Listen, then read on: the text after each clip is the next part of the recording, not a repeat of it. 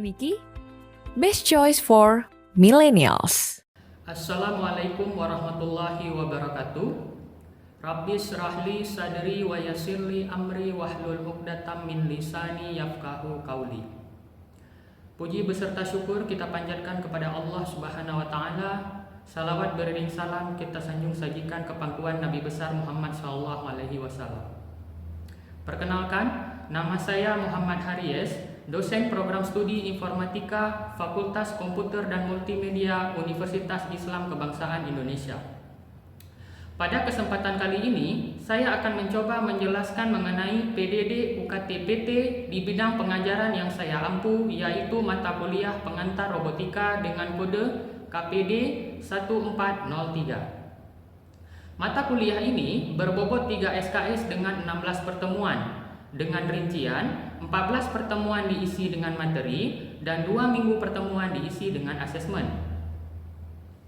Hasil pembelajaran yang diharapkan dari mata kuliah ini adalah mahasiswa mampu memahami definisi, klasifikasi, perkembangan robot, komponen-komponen pada robot, serta cara kerja pada robot. Capaian pembelajaran atau CPL yang diharapkan pada mata kuliah ini diantaranya adalah 1. Mahasiswa mampu menunjukkan sikap dan karakter yang mencerminkan ketakwaan kepada Tuhan Yang Maha Esa, etika dan integritas, berbudi pekerti luhur, peka dan peduli terhadap masalah sosial dan lingkungan, menghargai perbedaan budaya dan kemajemukan, menjunjung tinggi, menegaskan hukum, mendahulukan kepentingan bangsa dan masyarakat luas, melalui kreativitas dan inovasi, ekselensi kepemimpinan yang kuat, sinergi dan potensi lain yang dimiliki untuk mencapai hasil yang maksimal. 2. Mahasiswa memiliki pengetahuan yang memadai terkait dengan cara kerja sistem komputer dan mampu merancang dan mengembangkan berbagai algoritma atau metode untuk memecahkan masalah. 3. Mahasiswa mampu menerapkan pemikiran logis, kritis, sistematis, dan inovatif dalam konteks pengembangan atau implementasi ilmu pengetahuan dan teknologi yang memperhatikan dan menerapkan nilai humaniora yang sesuai dengan bidang keahliannya. 4. Mahasiswa memiliki kemampuan mendesain, mengembangkan, dan mensimulasikan aplikasi teknologi multiplatform yang relevan dengan kebutuhan industri serta dapat memenuhi kebutuhan-kebutuhan komputing pada sebuah disiplin program. Adapun materi kuliah terdiri dari yang pertama itu apa itu robot, sejarah, klasifikasi, dan perkembangan pada robot. Kedua, komponen dasar dalam merancang robot. 3. Aktuator pada robot. 4. Sistem kendali pengontrol pada robot. 5. Sensor-sensor pada robot. 6. Sistem transmisi pada robot. 7. Menyusun pemrograman pada robot. Dan kedelapan, robot dan artificial intelligence atau AI. Metode pembelajaran yang saya gunakan pada mata kuliah ini terdiri dari CBL atau Case Based Learning, PJBL atau Project Based Learning, dan Student Centered Learning. CBL atau Case Based Learning dilakukan dengan memberikan studi kasus berkaitan dengan materi pengantar robotika. PJBL atau Project Based Learning dilakukan dengan memberikan proyek-proyek kepada mahasiswa untuk dapat diselesaikan. Kemudian, Student Centered Learning dilakukan dengan mengajak mahasiswa sebagai subjek utama untuk dapat lebih aktif di kelas.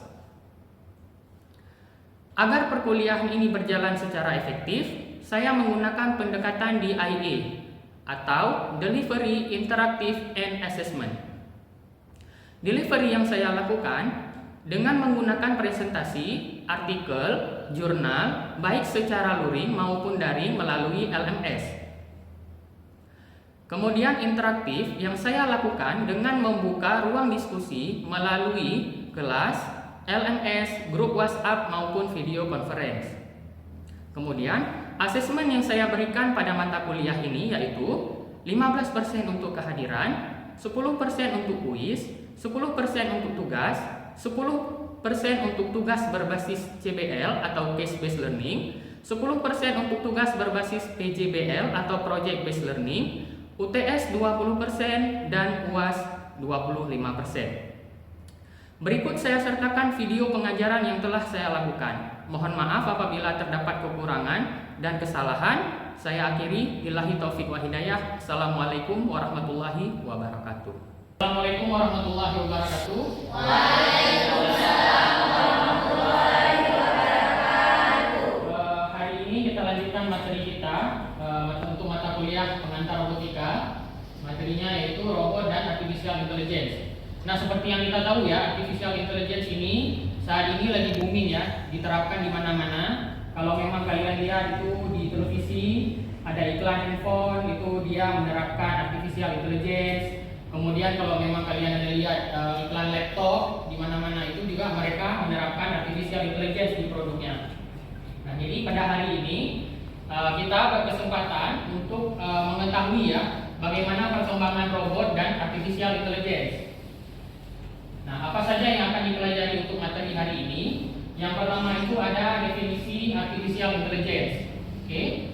Yang kedua ada AI dalam robotika. Kemudian ada tujuan pengembangan AI. Dan yang terakhir ada pengembangan robot AI. Ya, kita masuk definisi artificial intelligence. Oke, ada yang tahu apa itu? Nah, Saya Pak, Oke, Del. AI itu singkatan dari Artificial Intelligence yang artinya kecerdasan buatan. Kecerdasan buatan merupakan bidang ilmu komputer yang berfokus pada sistem pembuatan komputer yang mampu melakukan tugas-tugas yang memerlukan kecerdasan manusia. Oke, duduk. Oke, bilang Del. AI itu termasuk kemampuan komputer untuk meniru dan menunjukkan kecerdasan manusia. Nah, kemudian ada juga definisi yang diberikan oleh George F. Luger pada bukunya Artificial Intelligence Structure and Strategy for Complex Problem Solving yang diterbitkan tahun 2009. Itu menjelaskan kemampuan komputer untuk mengumpulkan informasi, memahami konteks, menganalisis, mengambil kesimpulan, dan belajar dari pengalaman untuk mengerjakan tugas-tugas yang kompleks atau yang sulit ya.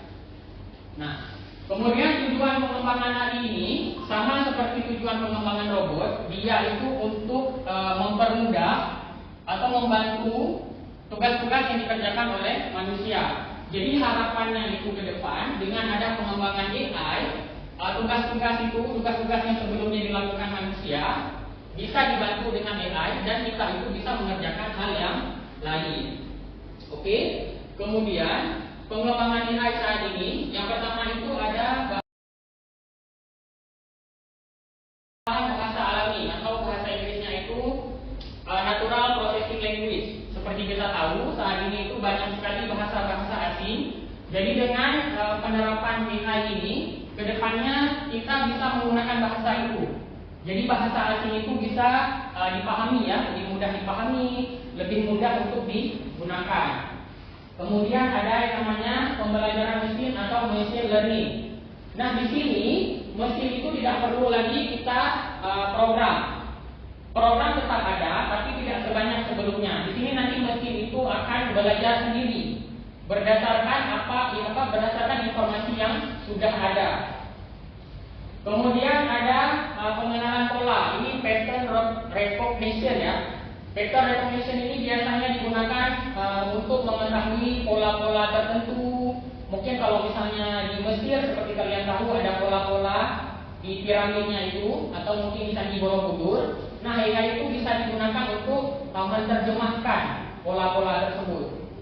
Kemudian yang terakhir ada penalaran dan pengambilan keputusan. Nah, ini sering kita lihat di aplikasi sistem fakta ya, di mana nanti aplikasi AI ini akan memberikan kesimpulan dan keputusan berdasarkan permasalahan yang kita hadapi. Oke. Nah, contoh aplikasi AI itu yang pertama ada Google Gemini. Ini yang paling umum digunakan sekarang, mudah diterapkan di setiap mesin pencaharian mereka. Mungkin kalau kalian pakai HP Android juga ada. Kemudian ada ChatGPT. Nah, ini juga sudah ada banyak di store, kalian lihat. ChatGPT ini buatan San Francisco. Kemudian ada DeepSeek. Nah, ini termasuk juga sama seperti ChatGPT, tapi dia buatan Cina. Kemudian ada artificial intelligence. Nah, ini khusus untuk perangkat Apple ya. Cuma perangkat-perangkat terbaru aja yang mendukung fitur ini. Jadi nanti mungkin asisten pribadinya si Siri itu akan lebih pintar. Kemudian yang terakhir ada Grammarly. Nah, ini yang masuk ke Natural Processing Language tadi, pengolahan bahasa alami, di mana kita bisa menggunakan aplikasi AI ini untuk mungkin menuliskan bahasa Inggris atau memperbaiki paragraf dalam bahasa Inggris, memperbaiki teks. Nah, itu dia menggunakan si Grammarly ini. Oke, kita masuk ke AI dalam robotika. Sebelumnya ada yang tahu apa itu robot? Robot itu berasal dari kata Ceko, yaitu robota, yang artinya pekerja paksa. Oke, betul ya yang tadi bilang Gerda. Jadi robot itu asal katanya dari kata robota, itu dari bahasa Ceko yang artinya itu kerja paksa. Nah, kalau secara arti dari Massachusetts University, robot itu artinya adalah otomasi yang dapat diprogram berulang. Nah, kemudian di robot itu ditanamkan AI sehingga di sini dituliskan penjelasannya, sistem AI yang dikombinasikan dengan sistem robot menghasilkan robot yang cerdas dan adaptif. Nah, sistem AI ini juga melibatkan algoritma, sensori, gerakan, dan pembelajaran yang memungkinkan robot berinteraksi dan mengerjakan tugas. Nah, di sini masuk ke sensorik ya. Oke ya, di sini muncul kata sensorik. Ada yang tahu komponen utama robot apa aja? Komponen utama robot ada 3. Yang pertama ada sensor, kemudian microcontroller, kemudian ada aktuator. Oke, makasih ya. Nah, itu betul ada 3. Yang pertama ada sensor, yang kedua ada microcontroller, dan yang ketiga ada aktuator untuk bergerak ya. Nah, ada yang tahu komponen-komponen lain selain komponen utama tadi? Oke, Katia. Komponen robot yaitu badan, aktuator, sistem transmisi, sensor, microcontroller, suplai jaringan, konektor, kabel, dan switch. Oke, nah, itu benar ya tadi yang sudah dijelaskan sama Katia untuk komponen robot. Kita lanjut. Kenapa selalu masuk ke pengembangan robot AI? Nah, yang pertama itu di bidang kesehatan. Nah, ini biasanya digunakan robot itu untuk melakukan bedah ya, terutama yang menggunakan laser. Kemudian juga ada untuk mendeteksi penyakit. Nah, ini biasanya digunakan untuk mendeteksi sel kanker. Seperti yang kita tahu, sampai saat ini itu sel kanker itu masih sulit untuk dideteksi. Jadi, kedepannya diharapkan dengan penggunaan AI, sel-sel kanker itu bisa ditemukan dengan lebih cepat. Oke. Kemudian di bidang transportasi, itu untuk pencarian rute, kemudian untuk otomasi kendaraan. Nah, itu sudah diterapkan di salah satu mobilnya Tesla ya, mobilnya buatan Elon Musk. Itu dimana mobilnya itu sudah bisa secara otomatis mencari rute dan tanpa harus dikendarai. Nah, itu masuk juga ke penggunaan robot mobile. Nah, ada yang tahu apa itu robot mobile? Saya Pak. Ya, Rizka. Mobile robot itu dia dapat bergerak, dapat berpindah tempat dari satu tempat ke tempat lainnya.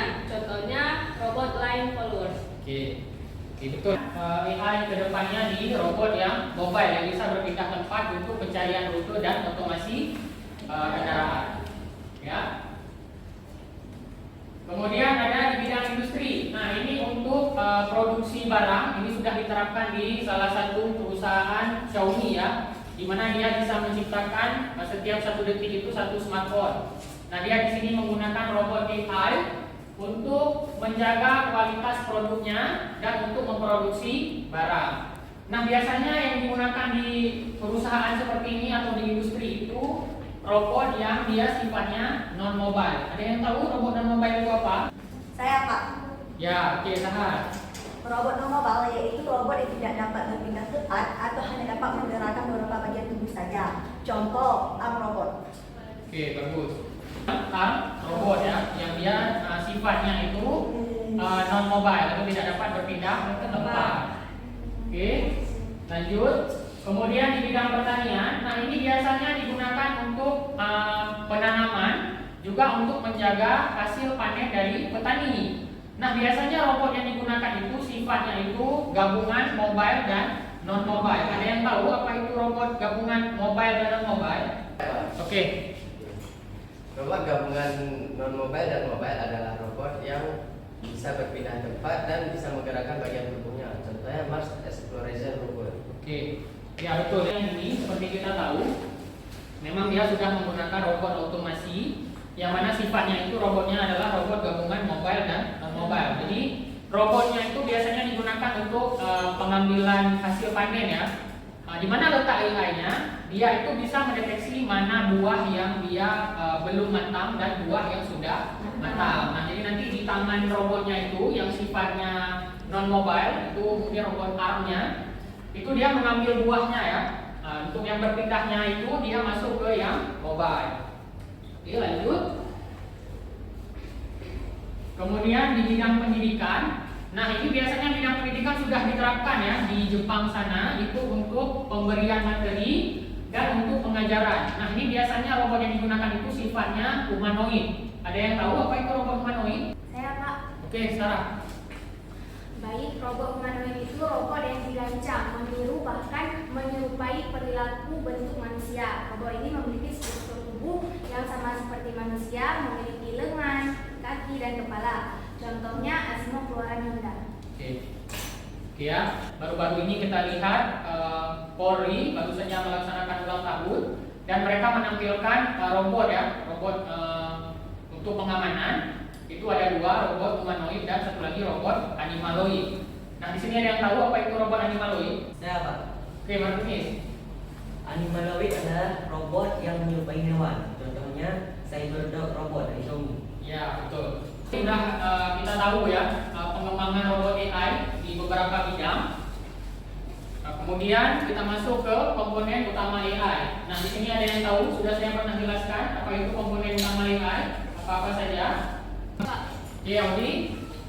komponen AI ada 4. Yang pertama, basis pengetahuan atau knowledge base. Yang kedua, message referensi atau inference engines. Yang ketiga, tampilan pengguna atau user interface. Yang keempat, algoritma and technique, algorithm and technique. Oke. Yang pertama itu ada knowledge base atau basis pengetahuan. Oke. Yang kedua ada mesin inferensi atau inference engine. Yang ketiga ada antarmuka pengguna atau user interface, dan yang terakhir itu ada algoritma dan teknik atau algoritma dan teknik. Ya. Ke basis pengetahuan atau knowledge base. Nah di sini berisi informasi, kemudian berisi fakta dan data yang relevan. Nah di sini di mana AI itu mengambil ilmu-ilmu atau informasi-informasi yang dibutuhkan. Nah, sifatnya semakin banyak informasi yang dia simpan, maka akan semakin baik. Ya, lanjut. Kemudian ada mesin inferensi. Nah, di sini termasuk ke penalaran dan logika. Ya, di sini di mana AI itu menetapkan aturan-aturan.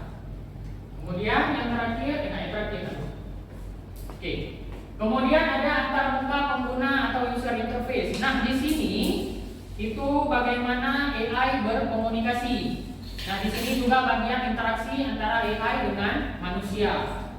Oke, yang terakhir ada algoritma dan teknik atau algoritma and teknik. Nah, di sini itu di mana metode untuk pemrosesan data dilakukan. Nah, di sini juga AI itu belajar, dan metode yang digunakan untuk algoritma dan teknik itu biasanya pemrosesan pembelajaran mesin dan jaringan saraf hewan. Ya, ini kita lanjut, nanti ada satu video, ini salah satu animasi tentang penggunaan robot. Lihat ya.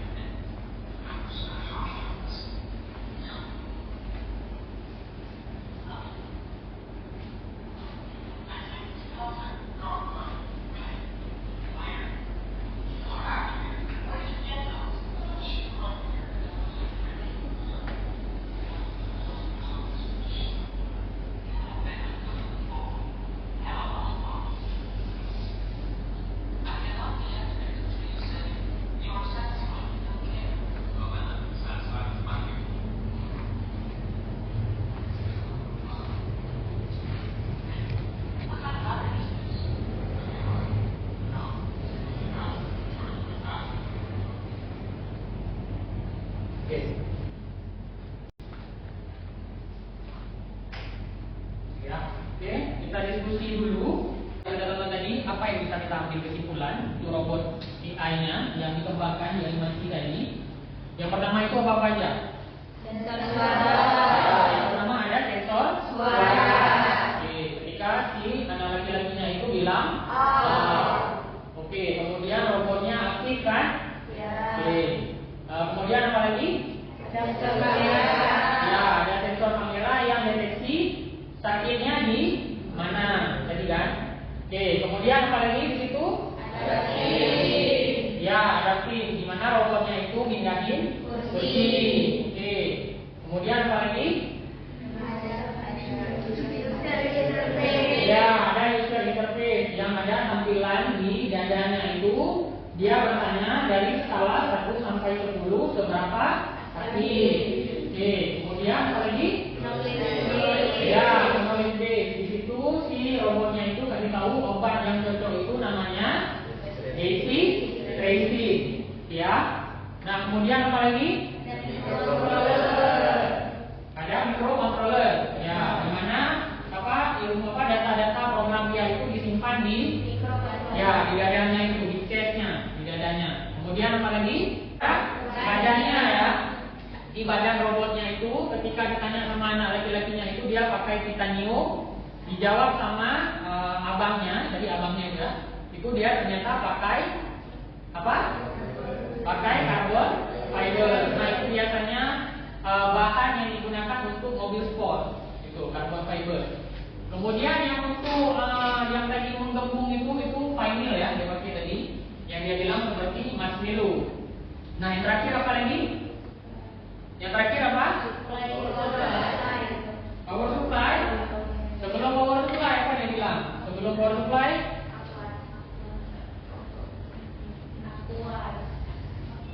Ya, dia bilang kalau dia baru selesai, dia baru akan kembali setelah dia dibilang kalau tugas yang diberikan itu sudah selesai. Nah, itu juga masuk ke kecerdasan robotnya ya, AI-nya itu. Jadi dia baru akan istirahat kalau si manusianya itu bilang tugasnya sudah selesai.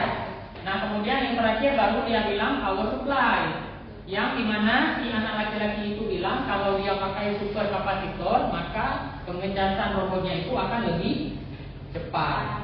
Ya, oke. Nah, yang terakhir ada tantangan penggunaan AI. Nah, ini yang paling umum ya. Yang pertama itu akan banyak pengangguran dan pemindahan pekerjaan. Nah, itu nanti ke depannya beberapa pekerjaan kita akan diambil oleh AI. Termasuk tadi kan kalian sudah lihat itu di bagian pendidikan, itu pengajaran dan pemberian materi itu sudah mulai digunakan oleh robot. Digunakan oleh robot AI. Ya. Kemudian yang terakhir ada keamanan privasi. Nah, ini juga sudah mulai banyak beredar kalian lihat di internet, di mana orang-orang yang terkenal, famous, itu suaranya boleh digunakan dengan menggunakan AI, diolah sama AI. Jadi nanti kalau kalian misalnya, coba kalian lihat itu, ada namanya website Voice Changer kalau nggak salah saya, itu berisi berisi suara-suara dari tokoh terkenal. Nah, makanya kadang kalian lihat banyak video itu yang sebenarnya nggak pernah ngomong sama orang yang terkenal itu. Nah, karena udah digunakan AI, maka bisa ada suara itu tadi. Itu banyak kalian lihat, Elon Musk ada di situ, kemudian Robert Downey Jr. juga ada, banyaklah tokoh-tokoh terkenal. Nah, kemudian yang terakhir itu ada berkurangnya keterampilan. Nah, kita lihat juga karena terlalu banyak orang yang sudah mahir menggunakan AI, keterampilan dia juga mulai berkurang. Contoh sekarang mahasiswa sudah banyak yang menggunakan AI untuk merangkum materi. Ketika diberikan tugas merangkum materi yang tidak menggunakan AI, maka dia sudah akan kesulitan. Karena biasanya dia menggunakan AI untuk hal-hal seperti itu, merangkum, menjawab soal. Nah, itu juga jadi tantangan ke depannya ya. Makanya diusahakan walaupun AI itu hadir di dalam kehidupan kita, jangan sampai kita terlalu bergantung sehingga kita kehilangan keterampilan penting. Ya. Oke, untuk materi hari ini ada yang mau ditanyakan? Oke. Apakah interaksi antara robot dan manusia manusia akan selalu berbeda tampilan? Oke, ya. Jadi untuk interaksi antara robot AI itu dia tidak harus selalu menggunakan tampilan ya. Jadi untuk interaksinya itu boleh menggunakan suara, walaupun tadi kayak di video yang sudah kita nonton itu yang ditampilkan itu dalam bentuk tampilan, ya, nggak mesti itu. Jadi nanti mungkin bisa dia menggunakan hasil interaksinya itu melalui gerakan, bisa juga dia melalui suara, ya. Oke, ada lagi yang mau bertanya? Oke. Mengapa AI terus dikembangkan jika di masa depan banyak pihak yang akan dirugikan? Oke, masih terus dikembangkan walaupun sampai sekarang itu banyak yang dirugikan ya, banyak yang kehilangan pekerjaan, beberapa seperti desainer, mungkin di bidang kreatif yang pertama kali kena, mungkin kedepannya juga akan kena ke bagian pembelajaran. Nah, karena memang AI ini potensinya itu sangat besar kedepannya, karena memang kita diharuskan itu tujuan utama AI itu apa? Dia memudahkan manusia dengan beberapa kecerdasan sehingga manusia itu bisa mengerjakan pekerjaan yang lain.